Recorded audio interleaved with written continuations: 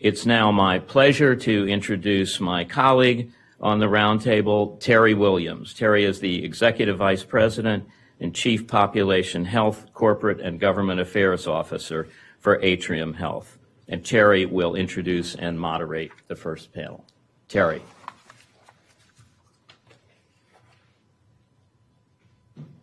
Thank you very much. There we go. Thank you very much. Good morning. We're enthused about the arc of the day to lay out a set of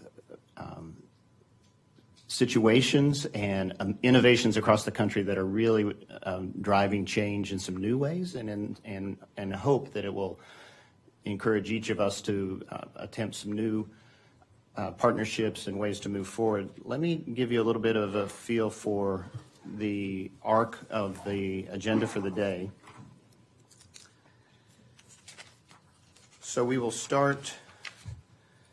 The day's been built with a set of case examples, frameworks, and problem-solving scenarios that will build toward a practical set of actions that we will, in terms of infrastructure, that we'll highlight at the end of the day. So in session one, we're going to focus on some of the specific forces that are at the interface of business and society, the history of employee engagement in health, and ask the question, is fundamental and broader transformation actually possible now than has been possible at other times in the last several years?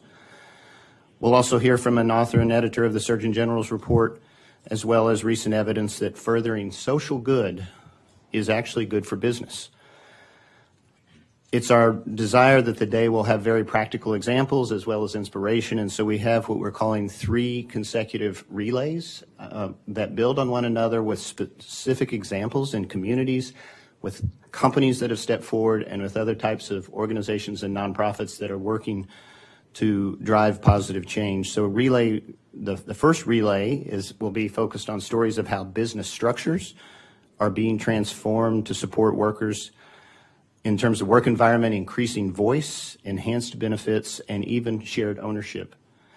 In our second session, second relay that will be shortly after lunch, we'll look at committed corporate leadership at several major companies, how they've challenged themselves regarding the breadth of their mission as a company, how they've mobilized themselves differently using their chief medical and health information senior leaders, as well as took committed actions with substantial parts of their organization and conversations at even the board and level that would change operations and their policy advocacy in the community and nationally. Finally, in that session, you'll hear about innovative actions and stories of partnership between senior public health, business, and community leaders in a major city. Our third relay, we would expect to hear about innovative business models, evolving role of anchor institutions, effective infrastructures and techniques for overcoming some inevitable barriers and challenges to creating healthier and more equitable and community environments. We'll also hear from a vibrant company that is having noteworthy success working with communities that are often underestimated. Finally, in our last session, we'll learn from an organization that is working with several hundred companies around the country, and they're actively on a journey, each of them, to have greater positive impact for their workforce, their intentional infrastructures, and the leadership required to unlock positive change and even broader transformative changes. In each of these cases, we hope to highlight that an increasing stewardship mindset is present, a mindset in which we are embracing our role both to advance the objectives of the company and advance a greater positive impact in the communities in which we are present. With that, I will introduce the other speakers that will be a part of this, and then we'll have a few comments. So, joining us, maybe I'll keep going. I think we have one person that's still in traffic, so I'll keep going. And then we'll introduce right as I finish this. So the first session we're going to talk about what are some of the keys to having effective transformational change, the importance of networks, which is actually kind of a foreign concept for businesses sometimes, We as businesses, I'm a part of a business as well and have been over the years, look at, there's a certain linear way often that businesses pursued and improvement is pursued, and we'll talk about some ways that with a slightly different mindset and how we work in the community that it unlocks more rapid and multiplying change. So there's probably not a person in this country that was not affected in some way by the pandemic. But it's been highly uneven in the effect. But the pandemic is just one of the major forces that's been unfolding over the last several years. And whether it was the murder of George Floyd or stock market volatility or war in Ukraine or the effects of global warming, or there are a variety of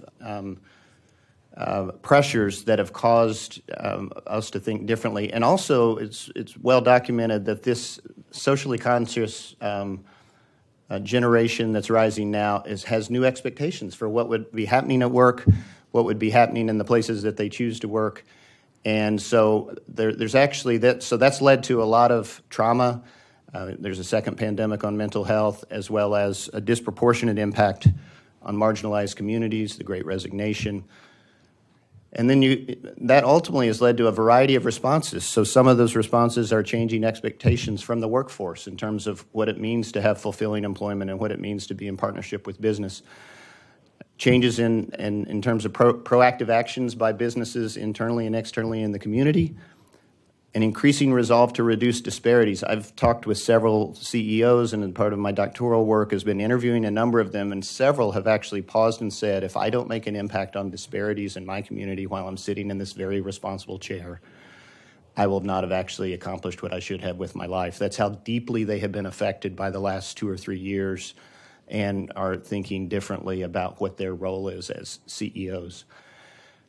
Also, benefits are starting to change, and discussion of whole person care. I know in the first time in my career, we're working with many employers, we've actually seen massive increases in desire for mental health services, which is not what has been typical. You've actually seen those kinds of benefits often kept stable or gone in reverse for a decade or two.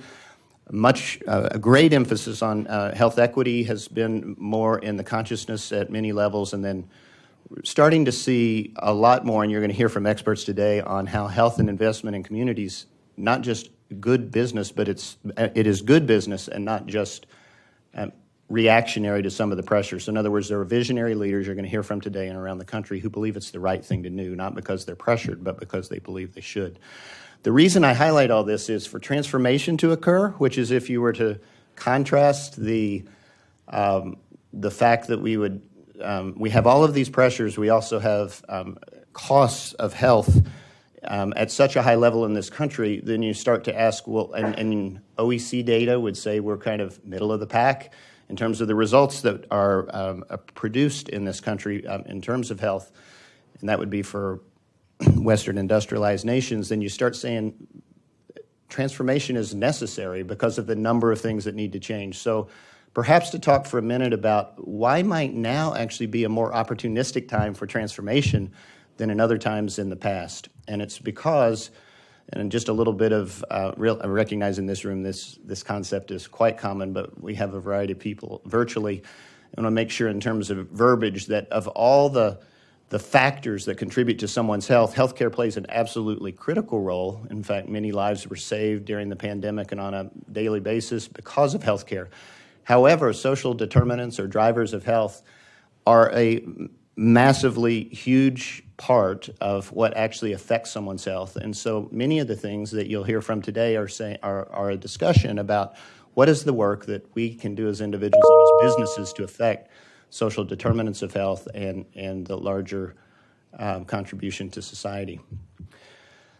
I want to highlight that while there are moral arguments for improving health disparities, there's also very large economic arguments, and I think sometimes this is left out of the conversation, and really talking about both makes it even more compelling to do something about it and to not be allowing status quo to continue. So when you look at figures like $126 billion annually was projected in 2020, these are pre-pandemic figures. I haven't seen a study post-pandemic that's actually been recalibrated because a lot of things have changed. But you get the order of magnitude. These are massive annual figures that if we're not focusing on some of the on health disparities and upstream issues, then we're paying for it on the backside.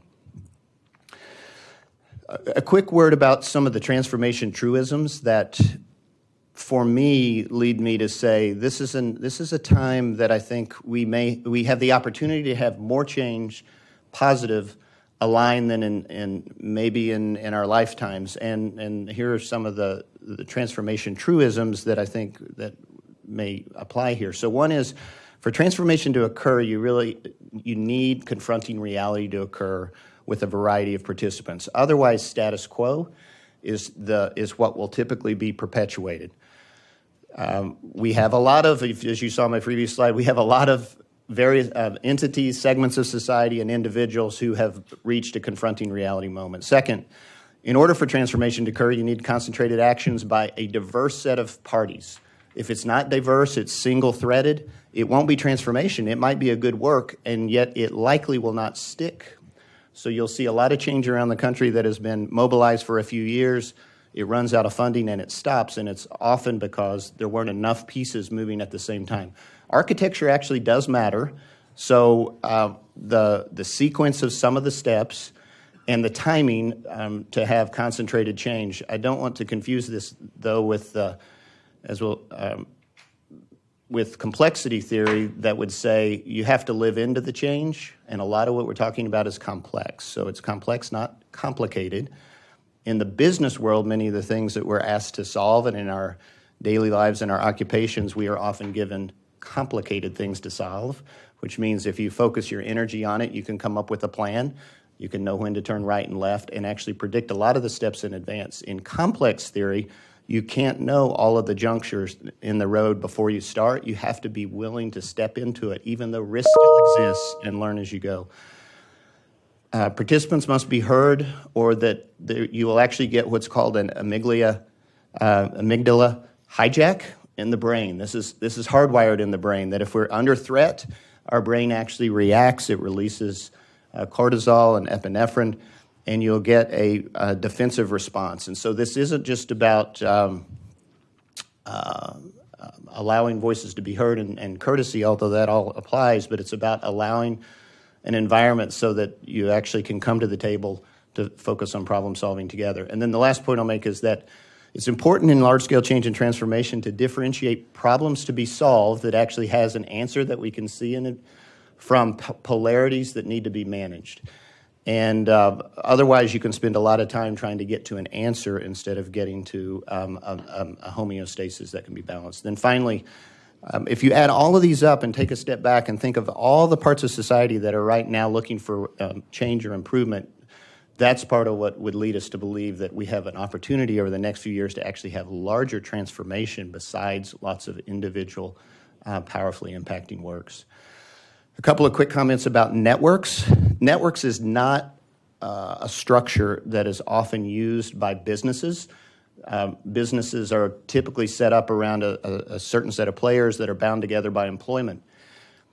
But to drive large change in our society, networks become more powerful. There's a really good book on impact networks that was written in the last couple of years and talks about the diversity of individuals that need to be mobilized, why this an actual network is key to drive systemic and structural change, and also the fact that the actions need to be coordinated in a network approach, and that because collaborative efforts, they often fail because complexity is what you're trying to solve. But if you're using kind of traditional strategic plans and a hierarchical mindset, then you don't move forward in the right way. And just to give you a quick example comparison here, in a hierarchical mindset, which is typical for most organizations, you kind of have you think about the way you're organized in a pyramid, the organization's kind of at the center, more centralized kinds of decision making, and a little more task-oriented and biased towards deliberate strategy. Those are appropriate in many elements of our society and in businesses. However, when you're talking about solving complex change and transformational work, it's a broader view around a network mindset, distributed decision-making as well as collective, and there is also the component around being relationship-oriented is often what binds us together, not salaries and formal job structures. And you have to really be able to embrace emergent strategy. Maybe I'll just make a couple of quick points here in terms of the role of effective networks. There are 4 kinds of roles. There's a catalyzing role that crafts vision, a facilitating role that guides participants, something called weaving. So network weaver is probably a foreign concept to a lot of businesses, but it's actually a key role in a network that cultivates and is about building relationships, figuring out who should actually meet with whom, and it's kind of innate in what they do. And then there is a coordinating role to tee up structures and share information. So with that kind of overview, and in summary, we think that you're about to hear some really, I hope, inspiring. I've been inspired as we've learned about what was planned with some of these individuals. I hope you'll see that there's a real opportunity for broad transformation. And with that, I'd like to go ahead and introduce the panelists for the next, for our discussion here. So first we have Greg Fairchild. I want to make sure I get these details right here. I'm sorry. He's the Dean and CEO at the University of Virginia, Northern Virginia Isidore Horing Research Professor of Business Administration, and the University of Virginia's Darden School of Business. We have John August, Director of Health Labor Relations, Cornell University of Industrial and Labor Relations, and we have Tolu Lawrence, Managing Director of Programs and Partnerships at Just Capital. So please join us up here, and we will have comments from each of them, and then we will move to a time of questions and answers. I want to remind you that you have the ability to log questions that we will receive in the room here and that can be asked. And good morning. Hi. It's nice to see all of you in person. Most of us have only met virtually up until today, so Hopefully we're nicer in person. Yes, that's what I was hoping to. No. Please, so.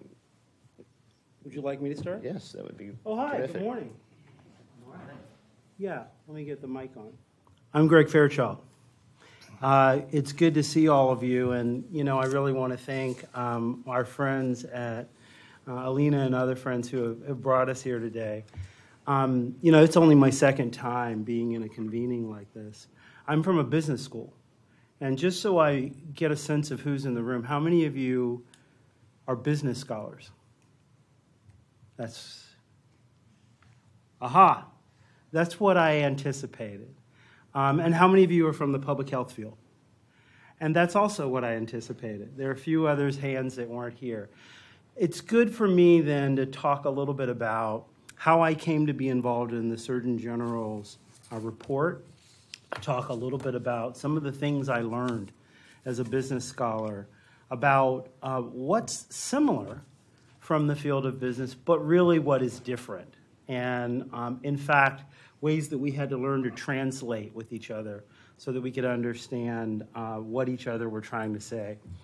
We all were native English speakers, but we were speaking a different language. I also am going to talk a little bit about some of the stereotypes that we sometimes have about each other and how these misnomers, misbeliefs can get in the way of us being able to do these wonderful network-based collaborations that my colleague has just talked about.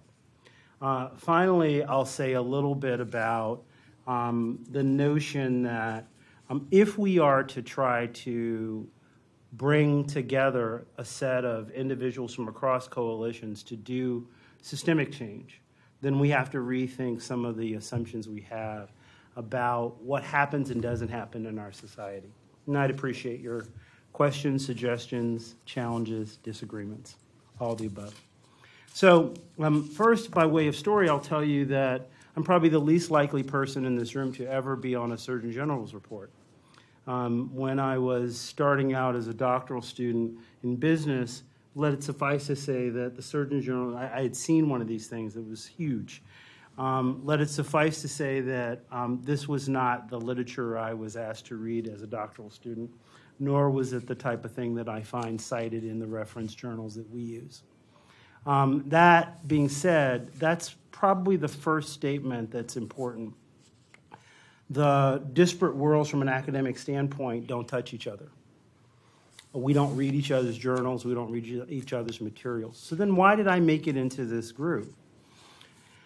My understanding, and if Jerome Adams were here right now, I think he would tell you that he was in a meeting and he talked about the vision for the Surgeon General's report being one where we could talk about the case for businesses to consider public health as something that they would have as an important outcome. And by the way, I see a sign over there on the wall that asks exactly that question. And this was a part of what motivated Dr. Adams. And my understanding is that he was in a room and he said, you know, we're looking for a guy from a business school who studies and thinks about people who are of low income and thinks about poverty. Now, none of you are smiling, but if you knew something about business schools, you would know there are very few of us that do that. And so someone in the room said, well, there's this guy at the University of Virginia. You might want to call him. And believe it or not, this sounds like one of those stories. There was the email from the Surgeon General's office, and I said, is this a joke? Do you have the wrong person? There's a physician at the University of Virginia, and I thought, well, they must mean her. Her name is Karen Fairchild. And so, long story short, I found out that they were meaning to come to me. And that is what I do. I study business institutions and their engagement in low-income communities. Has anyone in this room ever heard of a Community Development Financial Institution, CDFI? Bravo. There are many people in business schools who have not. That's wonderful that you have. That's an area that I had worked in for years. And so here I am in a room, and I'm with Ursula Bauer and Doug Judy. Some of you may know those two. They were the others that I was paired with. And let it suffice to say that one of these things was not like the others. As we began talking, one of the first things we began to do was to educate each other about how each of our fields saw the particular problem, and frankly, whether there was even awareness. And given that the thrust of this Surgeon General's report was not to speak to scholars, but to speak to business practitioners to try to make them think about the institutions that they control, the very first thing out the gate was, how aware are people running business institutions in the depth and nature of public health issues in the United States? And I shouldn't take much surprise to tell you that there is either broad-scale ignorance about that, which is why the first chapters of the report spend time explaining, well, actually, the United States is not healthy, and is not healthy in many significant ways. Again, for many of you, this will not be news. However, if you think of who the average CEO of a major corporation is and what their lives might be like, you should imagine that they might not see the world that you see. And so we can vilify that, and that's done in movies, but we can also just recognize sometimes people are aware of the water that they're in. So the first step was talking to my colleagues, Ursula and Doug, about they don't know that this is a problem, and they have to be informed first that it is a problem, and then why it's a problem they should care about. Altruism and charitable thinking is great, but they'll also be thinking about how investments they make, how the use of people and dollars and processes that they could invest in these communities would make a difference, and they have to understand whether they could have impact and why that impact would be important to them. And so, there's a story I love to jokingly tell. We also, after getting through that, recognized that there were differences in language and expectations. So for my public health colleagues, you live in a world of settled science. For business, we do not live in a world of settled science. Not all of us know whether Elon Musk's leadership of Twitter is going to go well or not, but yet we're all waiting to see what he's going to do, and we're building our models based on what we tend to know about markets in the past. That means that in business, what we're often doing is we are looking to what we know of past experiences, but we recognize that markets are dynamic and changing and will continue to change. And so my colleagues were talking about settled science. I was talking about exemplars. Hence, if you've looked at the report, there are exemplars in the report rather than large-scale 15-year studies with making sure that we have A and B groups with controls to make sure that we know for sure these things in business work. That's why the report is not written that way. The next stage was to begin talking about stereotypes. And I think this was one of the more candid, honest, and open portions of the discussion. First off, many people in business don't even know that public health workers exist. And they kind of know. But if they know, they view public health institutions and many NGOs, nonprofits, as organizations that either benefit from the largesse of corporations' good ability to produce profits, or they believe that these are activist organizations attempting to regulate them or tax them. This is honest. And so there are many people in these institutions that have either grave misunderstandings, lack of knowledge, or skepticism. Next, our conversations were about, even if you could get past those things, there would be language difficulties. I remember being in a room and Doug and Ursula were talking about upstream and downstream, and those words mean something different in business than they do in healthcare.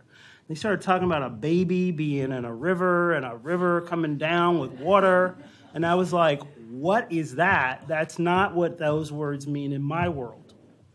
And so a part of the report, if you look at it, is meant literally to have translation sections so the business person can understand what y'all are saying and we can understand correspondingly.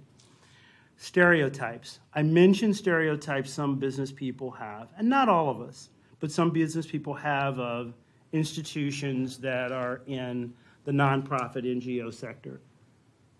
I should share with you that these individuals also have stereotypes about themselves.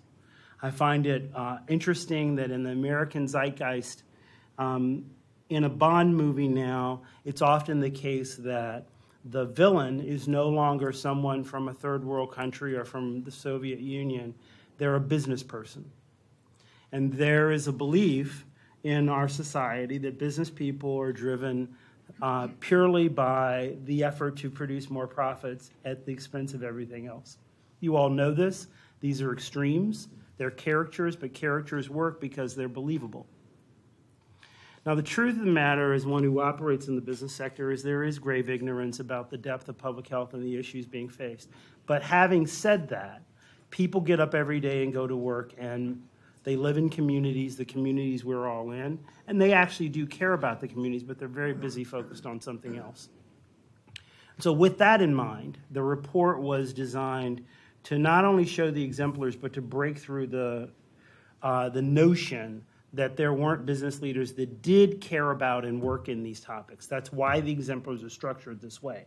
We felt that the examples from businesses that were already doing these things would say, you could try this too. Again, back to settled science, there were some moments where my colleague said, well, wait, this project is currently in use. There's a place called Grayston Bakery. They hire people without regard to whether they've been incarcerated or any background. They just hire people. They make wonderful baked goods. And some of my colleagues said, well, Greg, they can't prove that it works.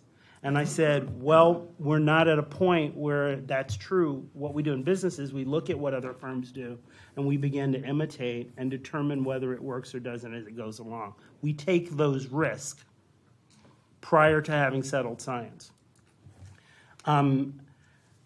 Next, the conversations became, what would we do? And my colleague has already begun to talk about that.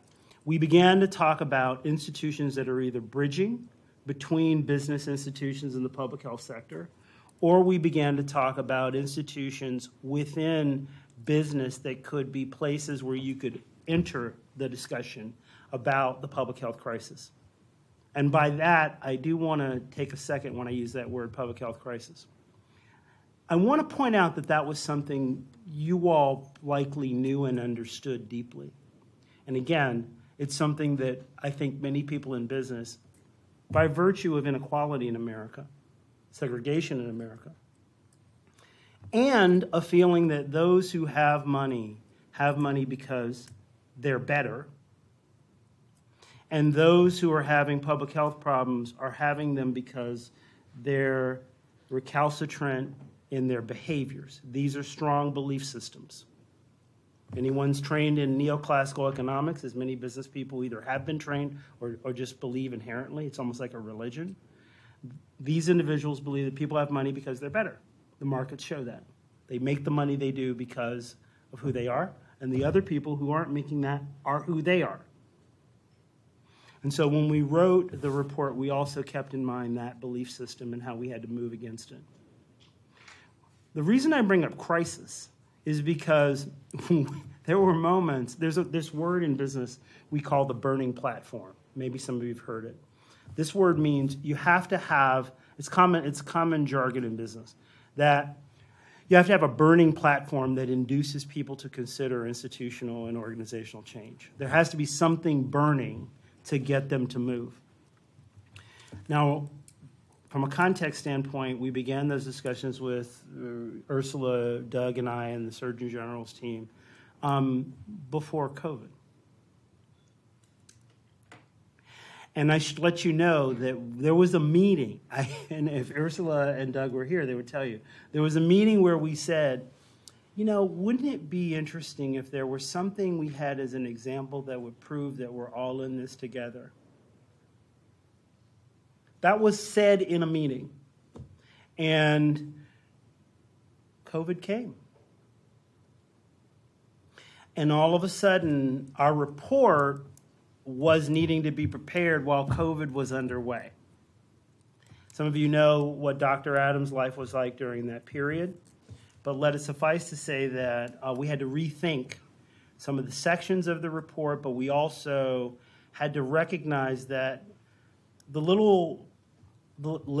big problem we had hoped for had come. And I would never hope for a crisis in a pandemic. I'm not suggesting that that's the case. But we did need an exemplar to make plain, no matter how wealthy you are, you will be affected if the least of these is affected. And I don't mean least of these to diminish anyone. I'm just talking a certain way. We had to do that. That happened. And then the report rolled into the examples that COVID taught us about how vulnerable our system is, how we all are in it together. And these networks, for example, were recognized as being more important than they were before. And I think I'm at time. Thank you. Thank you very much, Greg. Some tremendous thought there for us to soak up and apply. So now we'll go to John August with some comments, please. Yes.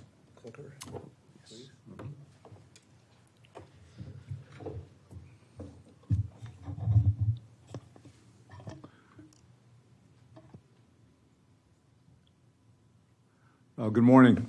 And thanks very much for the opportunity to be with you this morning. I could rename my talk down to two words, wages and voice, but I'm referring to the notion of the social contract. If we want to improve population health, we must work urgently to attain a truly comprehensive social contract. It must come soon, it must come for everyone, and it must include the voice of working people. These are major challenges to the last 50, 60 years in our country, but I truly appreciate the framing provided today, especially the transformation, truisms, and dynamics that Terry started off with. Confronting reality, complexity theory, and the notion that participants must be heard or frustration will be triggered.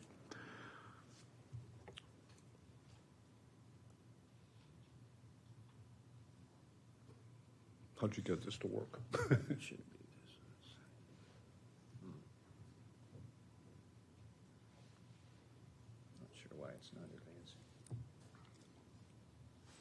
We got a little technical glitch here. Now we can advance it. You want to say next slide?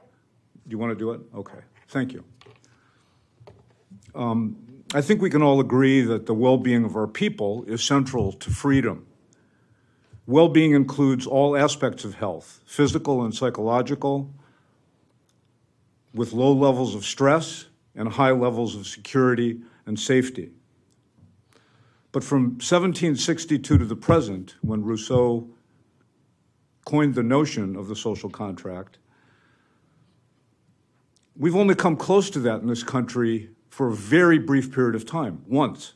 That was from 1945 until 1975, 30 brief years. And that social contract had many flaws, as it excluded many people based on gender, race, ethnicity, and national origin. But in that period, we did see the emergence of a middle class with extensive home ownership, rising expectations, extensive public investment in healthcare, housing, education, government regulation, which created systems of consumer protection, worker voice, financial stability, and the belief in the long and sustained comfortable future for generations to come. There's no question that sexism, racism, and all forms of discrimination held back much of our population. But nonetheless, in that unique period coming out of the catastrophe of the Great Depression and World War II, the nation did lay the foundation for a social contract. It arrived after decades of struggle, from the end of the Civil War through worker rebellions, Reconstruction, the long, long struggle for civil and human rights, women's suffrage, social reform, child labor laws, progressive era regulation, sit-down strikes, and more. Today, that imperfect but first social contract is in tatters. And this morning, I will share some hopeful signs that the conditions for a new social contract are in the making, without which there's little hope for improved population health. Next slide. So I want to touch on a few points today. Economics is not like the weather. Low wages are central to poor population health. We know what to do. There are growing social movements and new tools for success, and we must build from the ground up, and I think we would agree we can't wait for national solutions. Next slide. What this chart shows, and many of you are probably familiar with this, is that from 1945 to 1975, productivity and wages tracked almost exactly together. Since 1975, wages have been flat while productivity has continued to increase at a similar rate. Why did this happen?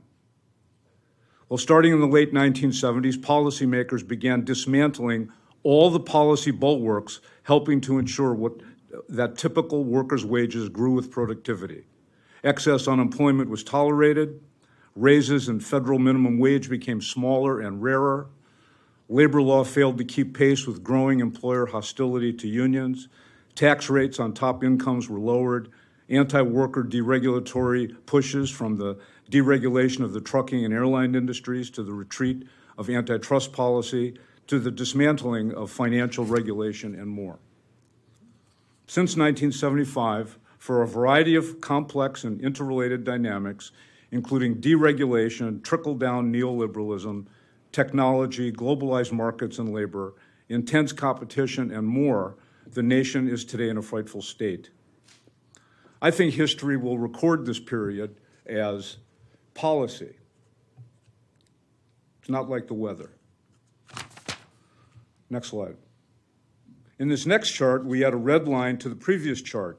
It shows that the decline of unionization in the nation, and with it, the decline of worker voice, some would say the decline of democracy itself, occurred. In 1955, 33% of workers in this country belonged to unions, which really understates the union density in the country, since nearly all workers in manufacturing, transportation, construction, mining, utilities, and communications belong to unions. Today, only about 10% of workers belong to unions, with only 5% who work in the private sector, excuse me. Next slide. Next slide, please. Next slide. How bad is it? Earlier this year, Oxfam reported, and it was reported on CNN and most of the major media, that nearly a third of the labor force earns less than $15 an hour. In other words, more than 51.9 million people in the United States are earning less than $31,200 a year. Next slide, please. This chart comes from a marvelous and amazing body of work, which some of you know, the MIT wage calculator. It's updated regularly and illustrates a living wage threshold for every county in the nation. I picked Kansas City, Missouri as an example for a few reasons. It's the middle of the country. It's not small. It's not gigantic. It's quite diverse and a good snapshot of many American communities. There's another reason I picked it, which I will share with you later. What this shows is that a living wage is 2 to 3 times higher than $15 an hour. Next slide. And what is a living wage? Well, it's basically a no-frills wage. It does not include savings or vacation. Next slide. What do people actually live on in this country? The median weekly earnings of a full-time worker was $1,070 or $26.75 an hour. Women make less. Next slide. And the disparities are stark in wages and in health. Next slide. But how can we raise wages? We're afraid of inflation. Well, I think that there's a growing understanding that our fear of inflation is a 20th century issue. And Forbes magazine and many others report more and more that labor isn't the only input into most goods. The overall cost of producing a good or service doesn't increase as much as the cost of labor. We must overcome our fear of going from a low-wage country to a high-wage country because we're living in a different world of globalized labor and globalized competition. And we don't have the kinds of regulations in place that at least gave us an opportunity to control wage price spirals in the past, which used to occur. Next slide, please. I think one of our great national poets said something 60-some years ago that is prescient and genius today. I think most of the speaker's remarks have already reflected this reality. Poverty is terrible for individuals, and it's terrible in terms of what it creates in the cost to all of us. Next slide, please. We know this. Health Affairs and many other business organs in healthcare report that income is strongly associated with morbidity and mortality. Poor health contributes to reduced income, creating a negative feedback loop, sometimes referred to as the health poverty loop. Next slide, please. Shocking to many outside of this room, of course, is that 80% of the population health is determined by factors outside the health system itself. That story's been told broadly, but not enough. Next slide, please. I put a red circle around the social determinant of health on economic stability. Next slide, please. This chart shows that when 40,000 Medicaid recipients were surveyed about the largest contributor to their health, the number one answer was insecurity about income and employment. And by the way, I think there's another fact and experience that came from this study, and that is that my friends in Staten Island who did this work collected the names and text message phone numbers of 40,000 people who have become a source of entry-level workers into new careers in Staten Island and in New York more broadly. Where do we find workers? They're there. Next slide, please. Well, 150 years ago, a worldwide labor movement was challenging the nature and value of capitalism. Today, there's a growing call for a social contract from diverse voices such as the Chamber of Commerce, MIT, and the National Employment Labor Project, among others. Next slide, please. Paul Osterman is part of a growing group of distinguished academic and social thought leaders, along with the Hitachi Foundation, the Aspen Institute, our colleague to my left, and her organization, many other business entities who both call for good jobs and a new social contract. Next slide. We know how to do this. We know how to create high-performance work systems that increases productivity, reduces cost, and engages the workforce. Next slide. Kaiser Permanente is larger than most nations in the world, caring for 12.5 million people. That's larger than Tunisia, Bolivia, Belgium, Czech Republic, Greece, and more than 150 other countries. Its workforce of 250,000 people outside of their executives, managers, and doctors is virtually 100% unionized, where the workforce earns substantially higher wages and benefits in the markets in which they operate. Its health plans earn 5-star ratings from CMS year in and year out. Much less known is that Kaiser Permanente and its unions operate in a labor management partnership. Its operating theme is expressed in the value compass shown here. Quality, customer service, affordability, and having the best place to work are equal points on the compass. That compass directs the work every day to be patient-focused through processes of continuous improvement.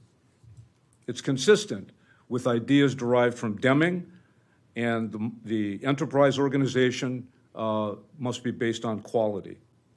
Work is organized through more than 3,600 unit-based teams who see their job as caring for patients and continuously seeking ways of improving that care. I'd suggest that Kaiser Permanente is a living model of a social contract. Next slide. Fundamentally improving the nature of jobs for healthcare aides requires us to rethink their role and find ways to make them more productive, as one example on this slide shows us.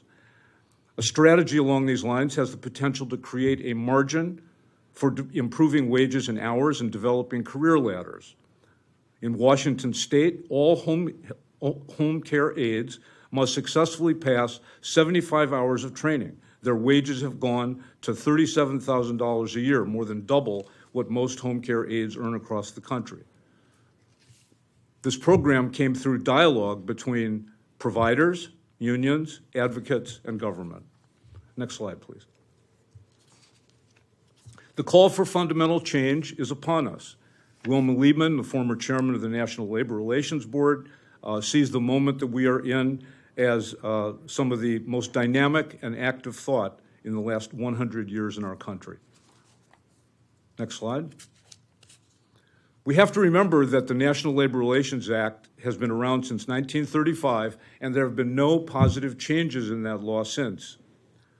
The Harvard Law School and others have developed the clean slate for worker power, building a just democracy and economy. It calls for sectoral bargaining, extending labor union rights to domestic workers, agricultural workers, undocumented workers, and independent contractors. We know people are hungry for broad social and political change. Next slide, please. The fight for 15, which many of you have heard about, has changed everything. But this essential task faces enormous opposition, and it takes too long. But the struggle is on for the long haul. Next slide. The social contract begins at home with tools that we know how to use.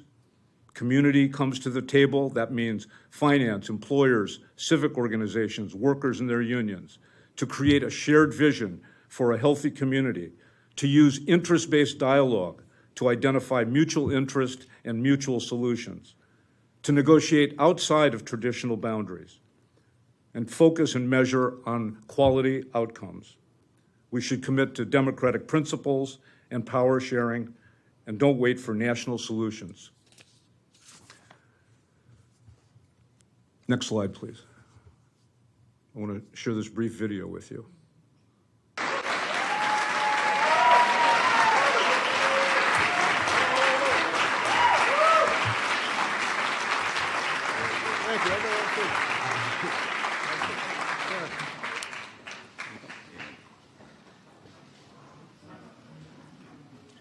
Was that for me or him? It was for you. I'm just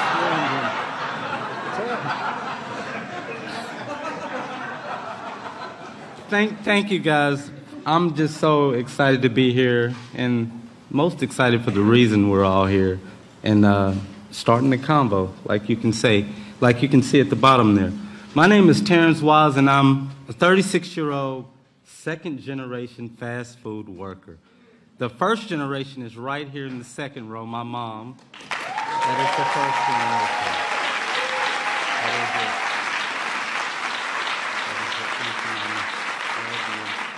And despite my work in nearly 2 decades in this industry, I make just $8 an hour working at McDonald's and Burger King.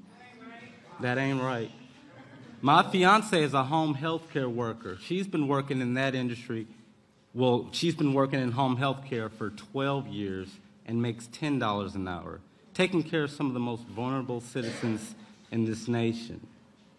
We raised 3 little girls in Kansas City, Missouri. We work hard every day, but the wages are so low we skip meals. We've been homeless while I'm working 2 jobs, and I barely get to see my daughters. Things didn't improve until I joined the fast food workers across America to stand up and build a movement for $15 and create opportunities to make our voices heard on the job by joining a union. That's true.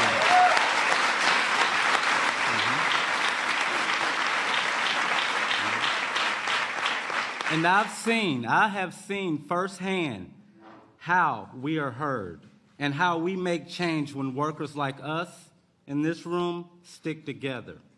We are united as working people, as moms and dads, and as proud Americans to make sure all work pays what we need to support our families. For real. As long as working people go without food and shelter and utilities, we won't back down. My 3 little girls are worth more. This movement is about their future. We are honored that the President is joining us to lift up the voices of workers across America. If I can say that one more time. That'd be awesome. We are honored that the President is joining us today to lift up the voices of the workers across America. And I am proud to introduce the President of the United States of America, Barack Obama.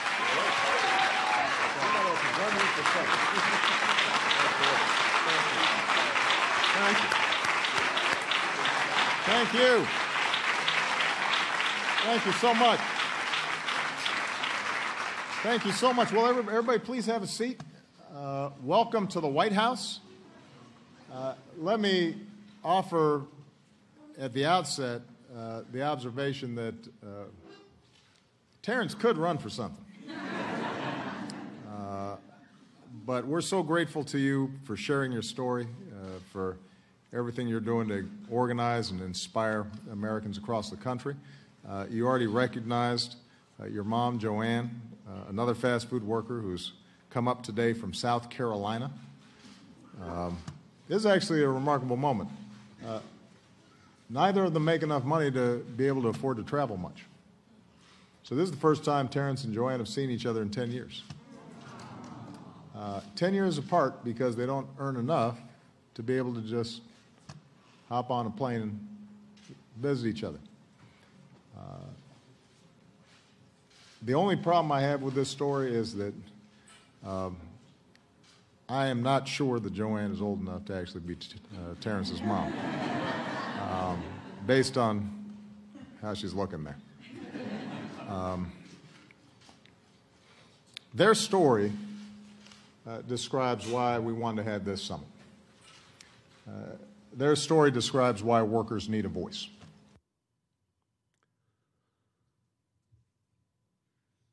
And with that, I just want to conclude by saying that the Fight for 15 that Terrence described is a great movement. It's taking too long, and it's typical of the kind of engagement that we need to take urgently. We must engage, all of us in our communities, to create an environment for health and prosperity for all of us. Thank you. Thank you, John, for some very thoughtful comments. We'll now move to Tolu Lawrence.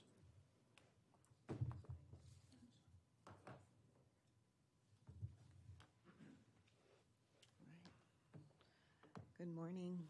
Thanks for inviting me to join you today. I have to say that my son was very excited to hear that I was coming to the National Academy of Sciences. He's often told his father and I that he tries to sneak into line with other classes so he can attend science twice in a day. So I'll just go ahead and jump right in this morning. So Just Capital is an independent nonprofit research organization that's dedicated to advancing an economy that works for all Americans. Our view is that when companies manage their stakeholder relationships well, shareholders also benefit. To this end, we're in constant communication with the American public, and we work closely with major investors, subject matter experts, and the largest companies in the U.S. in order to galvanize the $18 trillion private sector to serve the needs of all stakeholders. As a research organization, our work goes where the voice of the American public takes us. Since 2015, we've engaged more than 160,000 respondents, broadly representative of the United States adult population. And every year, we work with our polling partner, SSRS, to survey the American public in order to identify their priorities when it comes to just business practices. Once polled, the public's key issues fall into 5 stakeholder groups: workers, communities, customers, shareholders and governance, and the environment. For the 2022 rankings, we measured 20 issues across 5 stakeholders and 241 related data points for each of the companies in the Russell 1000. These issues, prioritized by the public, become the foundation by which we track, analyze, and incentivize corporate behavior change, including for our rankings of America's most just companies and our investable indices. So what have we learned? We know that about 9 out of 10 Americans agree that the activities and behaviors of America's largest companies impact society as a whole. 82% believe they impact their lives directly, and 73%, I'm sorry, I'm not bringing the slides along with me. Could you go ahead and, thank you. And 73% agree that these companies have a responsibility to help solve societal problems. Next slide. Over the last 7 years, the American public has been remarkably clear, consistent, and united regarding what issues matter most to them. Across every demographic group we surveyed, whether political affiliation, race, age, gender, or income group, Americans are united in wanting companies to prioritize workers as the key stakeholder and paying a fair living wage as the most important business issue today. Next slide. And as you can see, worker issues have consistently commanded the highest share of priority among the 20 issues Just Capital tracks and measures. And this year is no different. 4 of the 5 worker issues regarding wages, health and safety, workforce training, and benefits are among the top 6 priorities of the public. Next slide, please. As U.S. public companies are born from an integral part of American society, it is perhaps unsurprising that what is good for workers is also good for investors. So let's talk about that. At Just, we've spent over 5 years investigating how companies that do best on the American people's priorities perform financially and in the marketplace. We have found that our company performance data, investable indices, and in-depth financial analysis demonstrates a powerful business and investor case for just business behavior. Our thesis is that companies that are better at managing their stakeholder relationships tend to generate more returns for their investors. For example, this graph demonstrates that if an investor purchased an equally weighted index of the top 100 companies in our ranking, so the companies that perform best across all stakeholder groups, which we refer to as the Just 100, in 2019, the index would have generated 6.7% in excess returns versus the Russell 1000, which is our benchmark. When companies invest in workers, drive retention, reduce environmental impact, offer quality products and services, and are transparent with stakeholders, they see better outcomes over the long term because they have more satisfied customers, workers, and communities. Next slide. There's also evidence that taking DEI policy seriously within corporations, namely being transparent and providing paths of opportunity and mobility for all employees, is smart business. When comparing the top quintile of companies according to their DEI score, that's diversity, equity, and inclusion, against the Russell 1000 through the beginning of December, we found an outperformance of 7.24%. Next slide. And if you were to invest in an index of companies scoring in the top 10% of our worker stakeholder group, so this is just isolated with a focus on how companies are performing for workers, from the beginning of this year through December 1st, you would have generated 9.29% in excess returns. Next slide, please. The corporate data from our rankings are a tool for investors as much as they are for the C-suites and boards running the companies that we track. We know that investors are seeking more decision-useful information to understand and assess a company's business risks and prospects in order to make critical decisions about how and where to direct capital. In other words, companies that perform best on the things ordinary Americans prioritize also do better for their investors. The JUST 100 represents the top-performing companies across all industries and stakeholder groups. Not only do they perform better in the market, but when we compare the JUST 100 to the benchmark, the Russell 1000, in 2022, we found that they created 7.8 times more jobs in the U.S. between 2016 and 2020, are 6.8 times more likely to disclose pay gap analysis results. They emitted 26.4 million less metric tons of CO2 through the use of their sold products. They're 7.6 times more likely to disclose workforce demographic data by race and ethnicity. They use 19.8% more renewable energy, included ESG KPIs 2.6 times more in compensation metrics, and donated 19 times more in charitable giving and gave $152 million on average in 2020. Overall, the JUST 100 companies have lower risk, lower leverage, higher profitability, and higher dividend yields. So yes, there exists a strong moral imperative for greater investment in a stakeholder model, but we also know that paying attention to the priorities of the public, its workers, consumers, communities, the environment, et cetera, is also just good business. It reduces risk, delivers returns, and strengthens consumer loyalty.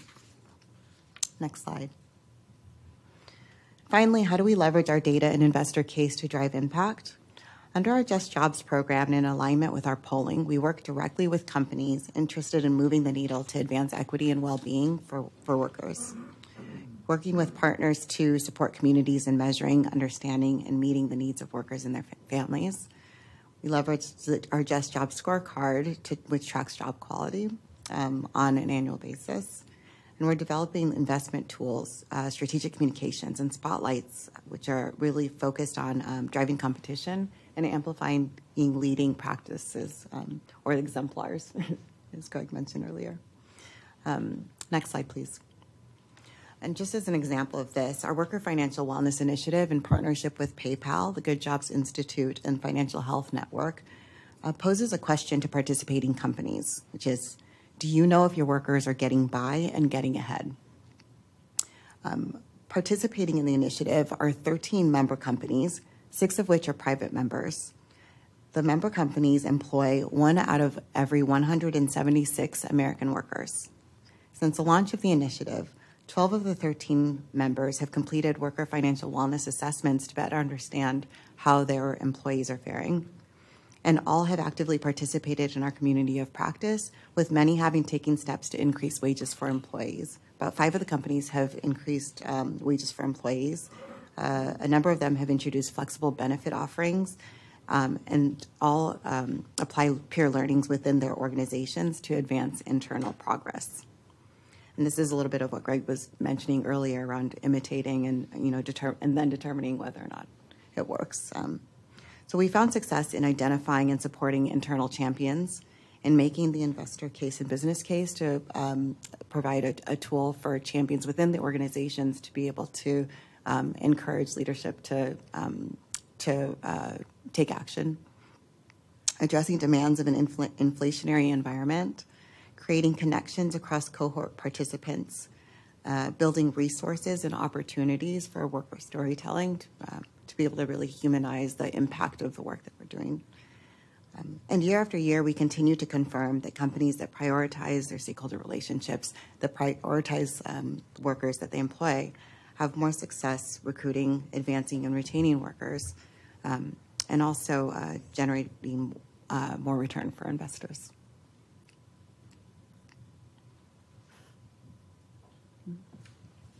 Thank you so much, Tolu. That was a phenomenal job of tying together some real performance data with a set of values and differentiating a variety of companies.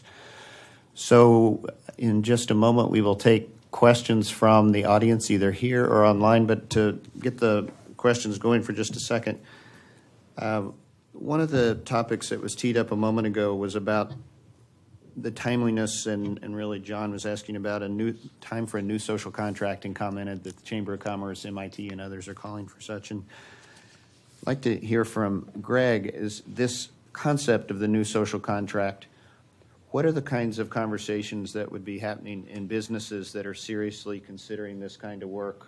What would be the dialogue that allows to move forward, and maybe the misses in understanding that prevent the conversations? Don't shoot the messenger. I was in a labor union when I was 17 years old. I worked in a steel mill in Lynchburg, Virginia. I believe in worker voice. I've been involved, again, as I've said, in poverty. However, the new social contract is old wine in new bottles. We've had the discussion in the United States over the last 60 years about ways that capitalism and capitalist institutions could be more involved with the communities in which they operate, and low-income communities specifically. You know, I appreciated John's chart showing labor productivity and wages. He could have also shown you a chart on executive compensation, and that line looks very different. He could have also shown you a line of what those of us who have college degrees take home relative to those of us who don't, and that would include everyone in this room. He could have shown you, he showed you the decline of labor unions. He could have shown you other things. He could have shown you how in 1968 we signed the Fair Housing Act, and he could show you the data on segregation in the United States at the residential level, at the organizational level, and at the schooling level. What we know and what the data show us is that we're all aware that there should be a new social contract. No one ever says that's a bad idea. However, when it comes time to vote with your feet, ain't nobody coming. Here's what I mean. Individual choices made by people of what neighborhoods they live in, what houses they choose to buy, where they choose to send their kids to school, all tell us that even among those of us who claim we know better, we continue to do the status quo that benefits us and our families. Corporations are no different. What we should further anticipate is that while unions are one voice of labor, if it's presented as an oppositional voice to management, now John mentions, a partnership, but the degree to which that partnership takes the view that the management will agree or not agree based on the pressure points that they are offered or the opportunities they are offered. I think what we know of the labor management relationship in the United States has long been one of counter-negotiated points around when we will work and when we will not work and what we will accept and what we won't accept. That's an approach. I would tell you I work in a business school and I work around business people because I don't think that approach is going to last. Though it's interesting to think about. And again, I've been in a labor union and I'm a black man. I understand why that might be important, but I'm not betting that way. Betting a little more with Tolu. The approach to businesses that could work to businesses will be one that says, here are the reasons why certain structures and approaches and yes, will be self-interested investments. I'm just the messenger. The degree to which that is the approach of the people that I'm around will be the approach that will tend to be heard differently. I could say more, but the main point is the new social contract between elites and non-elites has been around since Rousseau, has been around since Marx. This question has been around for a long time. Capitalist institutions and Western governments continue to operate in the way that they do. And the data show that workers receive less and less over time, no matter how much we talk about it. So one question is where the road ends and how the road progresses. I don't know, but at least I've chosen to take the view that convincing the business leader that this is in her own self-interest is the better way to go.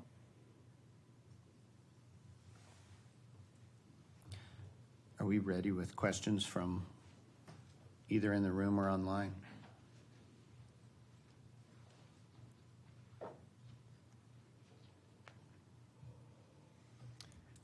That was a wonderful panel. Is it on? Yeah. So first of all, Greg, you started out with this notion of settled science among public health and clinicians. I'm not so sure that that's true, actually. I think that settled science you can read in the journals, et cetera, but it takes, on average, 7 years to get into practice. And so, and in the way of clinicians, I think public health practitioners too, is oftentimes their own personal experience. Anecdotal, we call it. And you mentioned that in business, anecdotal experience is really what you go by. My experience as an occupational environmental medicine physician, oftentimes working with corporate executives to try to create new programs, if not a new contract, is that data, evidence of the reason why it would make a good plan for a business is oftentimes not nearly as effective as regime change, meaning the personal values and experience of the CEO and C-suite seem to too often make a bigger difference. Now, the data that John and Tolu showed us is so overwhelming. There's actually some in the occupational medicine world also just on the health of the workforce. And yet it really doesn't always seem to be very convincing. I think, Ronald Reagan taught us the value of stories in politics. And it really does seem that storytelling may be even more valuable. And clearly investors, are very important stakeholders, but I don't know how their stories are heard personally. So I just would love you to react to this issue of the tension between, I think many of us in this room believe in the power of data and evidence, and yet it seems not to be as persuasive as we would all like. I'll take the first cut, and then I'll defer to my colleagues. The video Barack Obama is powerful because it's personal. Yes, it's important that Barack Obama is in the video, but it's really important that the two generations of fast food workers are there and he can tell their story. Those stories are motivating to corporate executives. Not all, but some. And some do find the narrative that plays their own personal story against what they know is going on for people who even work in their organizations. We had a TV show in America called Undercover Boss that was meant to illustrate that oftentimes the corporate CEO doesn't know the experiences of the workers who work in her company. So I agree that science or settled science can help, but business is moving very quickly. Tolu might say to you that she's shown her data, and I appreciate her data, There were data charts shown earlier about diversity when I was younger and how diversity would lead to business results, and we kind of know that didn't happen. But what I should also say is there's a counter-narrative afloat. New reports coming out about how ESG does not return the investment returns that other approaches do. And so I'll defer to my colleagues, but one challenge I have observed when thinking about the story relative to the data is when you show your market basket of firms who have performed, someone's going to come in behind you and say the performance of these types of firms is also one we should take a moment and question. Doesn't mean you shouldn't do the work, and that's not what I'm suggesting. I'm suggesting there's a significantly and large set group of people who don't want these types of investments to occur, and they produce a raft of data to suggest that those results should be questioned. I'm the messenger. That's all I am. No, I appreciate that. You know, my colleague actually last week was just testifying at a hearing before Congress and talking about ESG and the need for greater disclosure on human capital data. And one of the issues that came up there is that ESG is it's a very sort of loose construct. And so what I do want to just maybe potentially differentiate is that Just Capital isn't necessarily about ESG. We're about stakeholder capitalism. And so our model very much is built to not necessarily focus on just policies. We really are looking at performance indicators. And so depending on whether a company is doing well based on the policies they have in place, or if they're doing well based on their actual performance for their workforce, for communities, I think that might be what sets our data apart a bit. Is that we're not just looking at these at random numbers or policies in place, but we're looking at what comes from the improved performance. The thing I did want to note is that for your question is a couple of weeks ago I was at a CEO forum with a few companies who are part of B Lab, B Corp. And we had this almost exact same conversation in presenting this data. And we present this data because it is harder to find, to really speak to the business case and the investor case. Most of us are sort of very much believe in that moral imperative. But for folks who need that extra nudge, sometimes the data is helpful. But in that meeting, one of the things that became very clear and that we all agreed about was that data is great, but it absolutely needs to be paired with stories and with storytelling and what's actually happening on the ground. And that goes both ways, whether it's talking about the challenges that folks are facing or if it's talking about the successes and how the exemplars are getting where they are. And so I just wanted to acknowledge I absolutely agree with you and really do believe that it is important to pair stories alongside the data in order to really drive the issues home.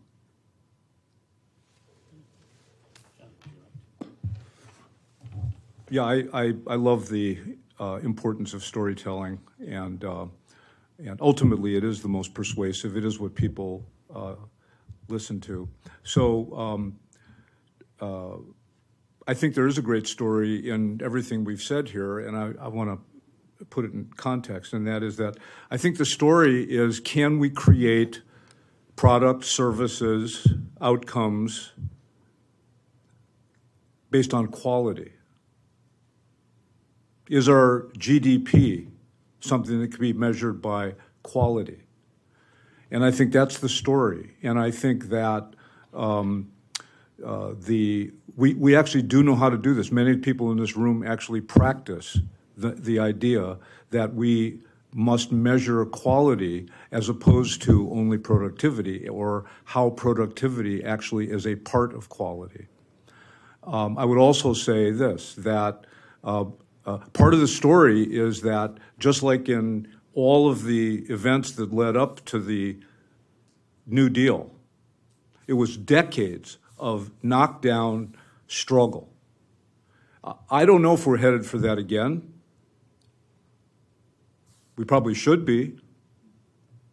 I think Terrence Wise is an example of what that means. And it should be humane struggle. It should be thoughtful struggle. The question is, how patient should it be? And the other question is, whose voices are heard? And so I would say that to be able to attain the kinds of quality that we are looking for, the story is, how do we actually not just include, but how do we actually empower the voices at the table if we're really going to be courageous to achieve what quality means? Quality in what we put out, and quality for what it means for our society. And as small as it is, in one operating room or one ICU or one factory unit, everything is there. The work, the outcome, and the dynamic to create it. And this notion of voice is central. And that is a major struggle that I think is a part of the story as well.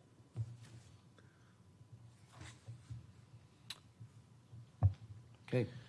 So, thank you. I want to ask a version of Bob's question slightly differently. The macroscopic portrait, the macroeconomic predicament that you've all described is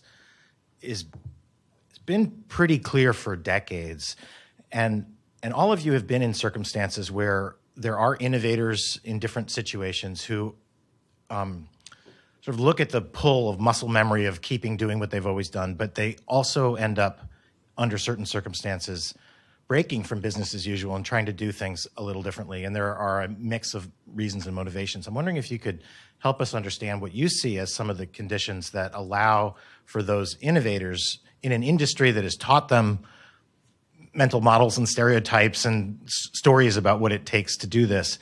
What are those circumstances that allow people in positions of influence to begin to start acting differently and moving in a direction that is, sort of against this economic paradigm? Can you share some of those interior stories of movement? I'll say, often the companies that we're working with, they do have those champions with them. Those are often the folks who take that first step forward to plug in. And, a few of the things I will say are pretty consistent is that there is some level of buy-in at the leadership level, at the either C-suite level. There's often some kind of push or drive at the board level. And that can be due to, an effort to mitigate risk, or it can be due to, seeking an opportunity to seek out a comparative advantage to competitors. And so I'll say when companies or when folks tend to plug in and really sort of lean in for the long run, I do think that one of the biggest sort of things that kind of keeps them engaged is really when they've started to really dig into the information to do those assessments. So with the Worker Financial Wellness Initiative, companies cannot become members unless they commit to doing a worker financial wellness assessment, because we really do believe, and we have seen that when once companies see the data, once you see the information, it's hard not to do anything about it. And so that for us is one of the key drivers. Is there clarity around what's actually happening within your workplace? Are you making assumptions, or are you actually really listening to workers? Are you actually really asking the questions to fully understand what needs to be done? And I think often when you've got support from leadership, when you are, have some key priorities set, either commitments that have been made or, risks that you're trying to mitigate, or, a comparative advantage that you're trying to seek. And then when you, have that, the data, then I think there tends to be more of that momentum moving forward and sustained over time. I'd like to suggest that I think that the kind of enterprise you're talking about begins with what I'd call an ethical business model. What does that mean? I'll use an example. Dr. Sidney Garfield, who was the founder of Permanente Medicine, talked about what he called in the 1930s the new economy of medicine. What did that mean? It meant prevention. He didn't describe it only as a health matter. He talked about it as a business matter. So I think that's first, and then I think that there are several important components that go along with that. That ethical model has to be shared and owned by everyone in the enterprise. That's not something that happens by just telling people what it is, but it's through continuous engagement. Secondly, all employees, everyone, managers, executives, employees, have to understand that business model. They have to understand how it works so that they can really own it.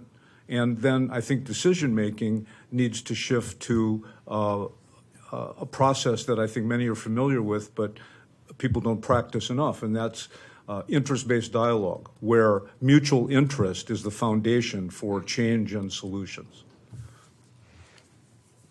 Hey, Bobby. This is Bobby Milstein, who participated in the report. He's kind of sliding in here. I just want to call him out. He's an important contributor to our report. Good to see you. Carrots and sticks, my friends. That's what brings people to change. Either carrots or sticks. Tolu's offering carrots. Her carrots go like this. If you do these things, like these companies, your company will have more money. Or, she's saying, if you don't do these things, some other company will outperform you. That's the pitch. John is not saying, but labor unions often say, if you don't do what we want, we will stop working. That's not what he said, but that's the way business people hear it. So my sense of what brings people to change, to not go against inertial behavior, which they're being rewarded for currently, which was Bobby's question, is it's either a carrot or a stick. One of those sticks is George Floyd.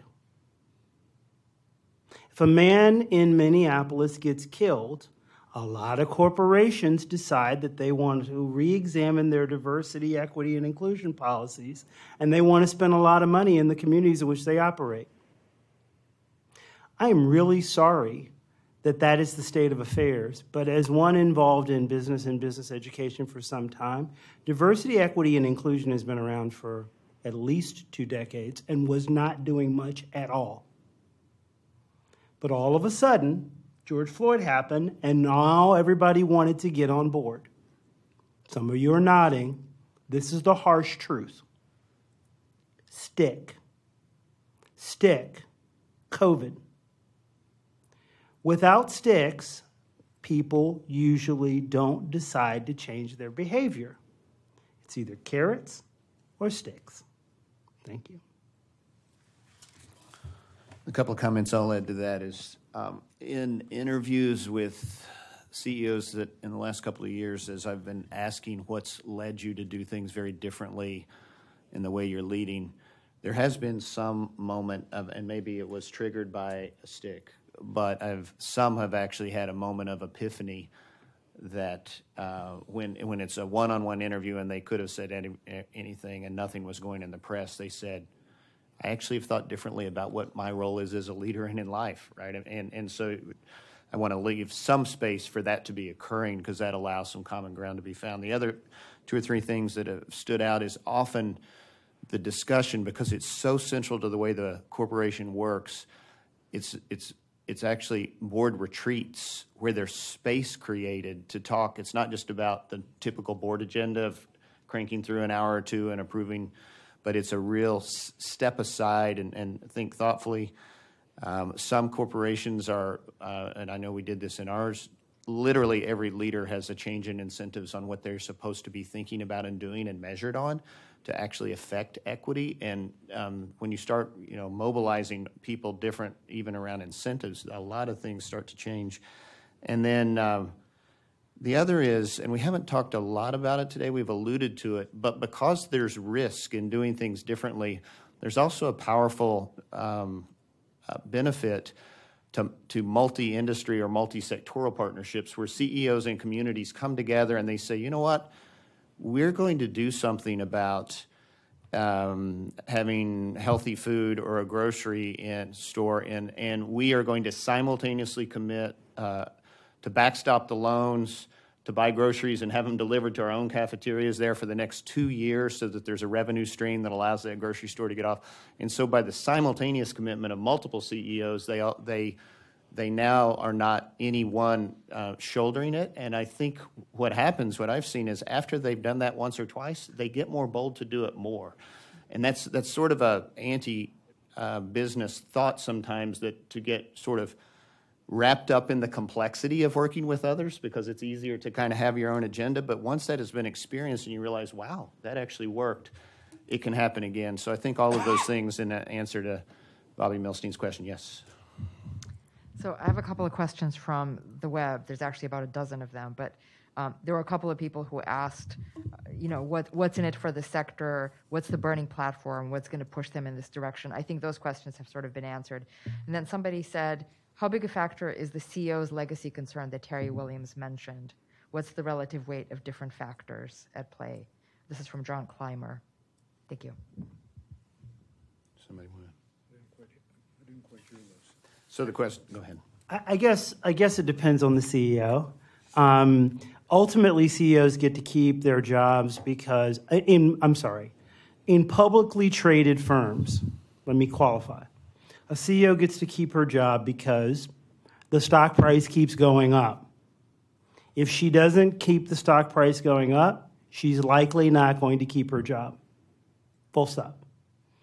The shareholders and the board, for no other reason than their fiduciary duty, will tend to remove her if that doesn't happen.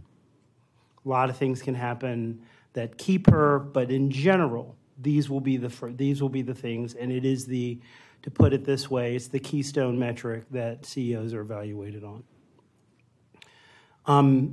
The legacy portion of the consideration, it's an interesting question. I would ask all of you to think to yourselves, name a company, a major company, perhaps not Apple, Google, Facebook, those, but a major company, and ask yourself who the CEO is. Do you know? If you don't, then maybe CEOs are more transactional in our minds and in our procedures than we might think. I don't think some are public figures, for sure, and some of those public figures might care about what we as the general public think of them. Might. But for the most part, they're worried about keeping their jobs. One other thing I'll say on the question about to what extent legacy enters in the CEOs that and the studies I've seen, it can be extrinsically motivated around legacy. It can also be internally, and to the great point you made earlier about let's not stereotype which class it actually falls into. Both of those could be positive momentum that hopefully get filled in with support and momentum that outlives an individual's decision, but both could be progress. Both reasons, yes. Good morning. Han Kao Yu, I'm Chief Learning Officer with the California Endowment. Just really appreciate this panel. We've been thinking a lot about economic justice in our grant-making work and social contract and just the topic of exploitative capitalism. So I think it's been very thought-provoking. I appreciate your presentation, John August, because there is no accident that the rise of neoliberalism coincide with the decline in labor unions. And so lots of dark forces working to really dismantle labor union over time. And so I can't help but think about how it's not just, well, I was also thinking about Jack Welch as the man who broke capitalism. And so as we think about role businesses, we've got to think about other roles. You talked about participant voice. People power is really critical. The role of government and regulations. And so how do we think about all of these multi-sectoral approaches to just make sure that we get the fair living wages and so on? I mean, you mentioned that. So in any case, I was just wondering, what is a good theory of change around building critical mass amongst thought leaders, businesses that if you got a critical number of companies who really employ a lot, that then they'll move others? So anyways, just wanted to share that your thoughts were just fascinating. So it sounds like there might be two pieces there, because we have with Tolu, they actually, I'm thinking of Jennifer Stark's presentation later today, and the way that they actually have companies sign up and BSR to be a part of that. But feel free to respond. I was going to toss it to Tolu or John. Do either of you want to? Well, thanks so much, but I'll give an example. I was going to address it, but I didn't want to take more time than I already did.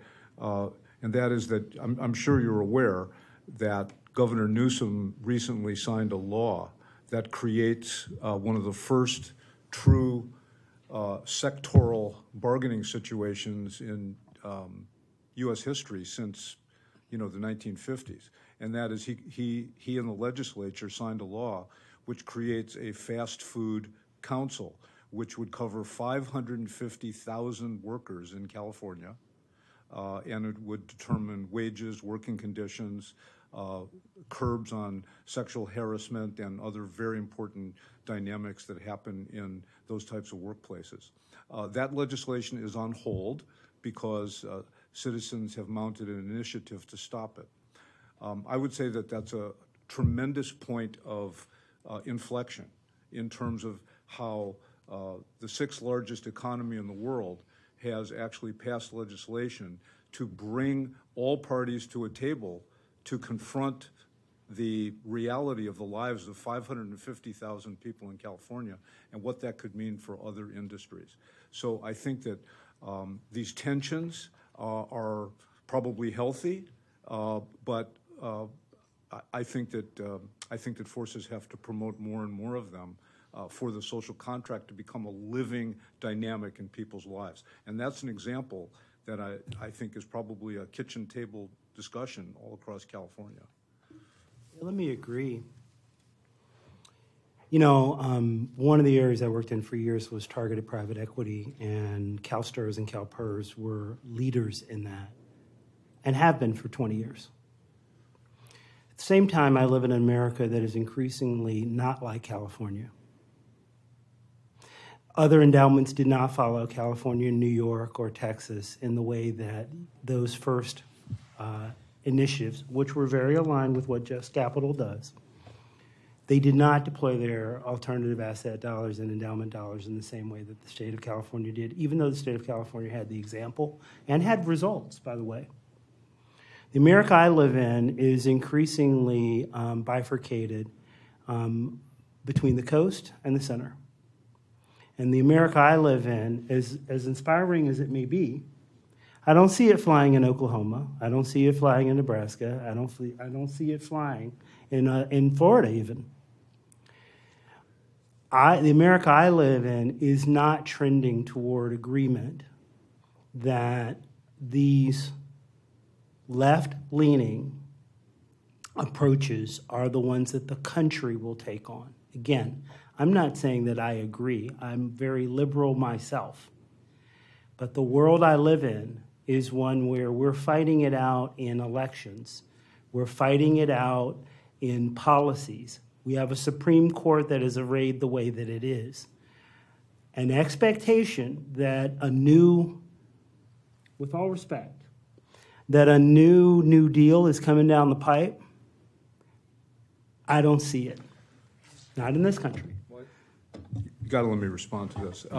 So first of all, I don't know what you mean by left wing. I think that that's not fair. I don't think unions or Democrats are left wing. I think what they are is that's a figment of the press. You want to talk about left wing, then you're talking about socialism. You're talking about things that are really left. And that's not what this is. This is very practical work.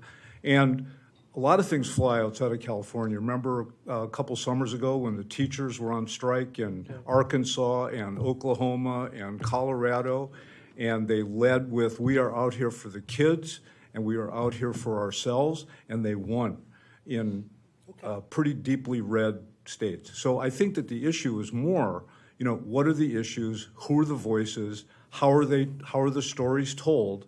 And I think that what we really have to confront is what's with the opposition, as opposed to what more can the social movements do. I think the social movements actually act with tremendous restraint. There's a book called What's Wrong with Kansas? Yep. It's about how people in parts of the country where these policies would help them don't.